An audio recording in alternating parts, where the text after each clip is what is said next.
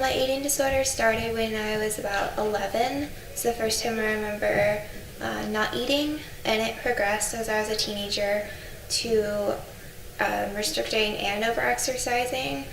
But I think the low point of it was my senior year of high school, where I actually got kicked out of high school because I was a medical liability. And, the doctor told my family that I had a couple more weeks to live if I didn't get help for my anorexia and my severe exercise addiction. I came to Rosewood because I was on court-ordered treatment. I have a co-occurring drug and alcohol problem, and that combined with my eating disorder had just gotten so bad that no one really knew what to do with me, and I had already been to 12 treatment centers, and Rosewood was kind of a last resort, and they told me it was my only option left unless I wanted to be committed to the state hospital, so I decided to give it a try. Well, when I got to Rosewood, I had no hope that it was going to work, because I had been to treatment so much before and it hadn't worked, and I had been kicked out of all these different places and asked to leave because they just kept telling me there's nothing else we can do for you, we can't help you. So I felt very unwanted and unneeded, and I just honestly didn't want to live anymore. And there was one day where I was in my therapist's office and I was crying hysterically, and I just kept begging her to let me die, and I was so angry that they wouldn't, that they were fighting for me when I didn't even care about my own life.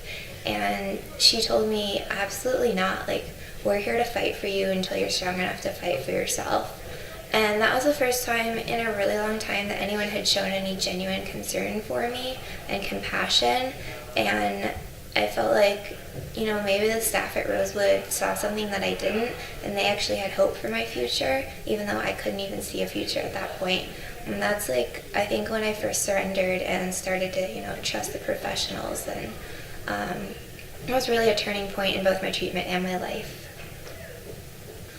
Now I am back in grad school. I'm going into grad school to be a clinical psychologist, and I have 2 years sober from drugs and alcohol, almost 2 years in recovery from my eating disorder. I have friends. I have a full-time job. Actually, I work with people with mental illness. Never thought I would be on the other side.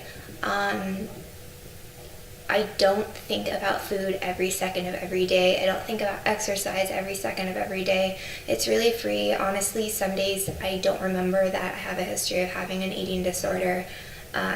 But I always make sure to never forget where I came from, because if I forget that, I know that I'll stop doing the work, and it would be so easy to slip back into my eating disorder. I'm very involved with EDA. I started a meeting in my area, and I take other girls through the steps of that, so it's really nice to help women who are in the exact same spot that I've been many times in my life. My life today is greater than I ever could have imagined, and I'm honestly super grateful to Rosewood for giving me that opportunity and for continuing to fight for me when really nobody else, including myself, even wanted to anymore. The biggest piece of advice I would give is to keep trying, to never believe that you're not worth it,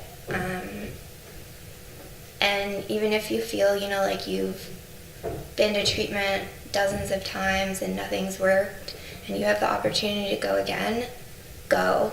Get help, because you don't know if something is going to be different that time. You don't know if you're going to meet somebody or you're going to hear something that is all you need to make the change to have a life free from the eating disorder.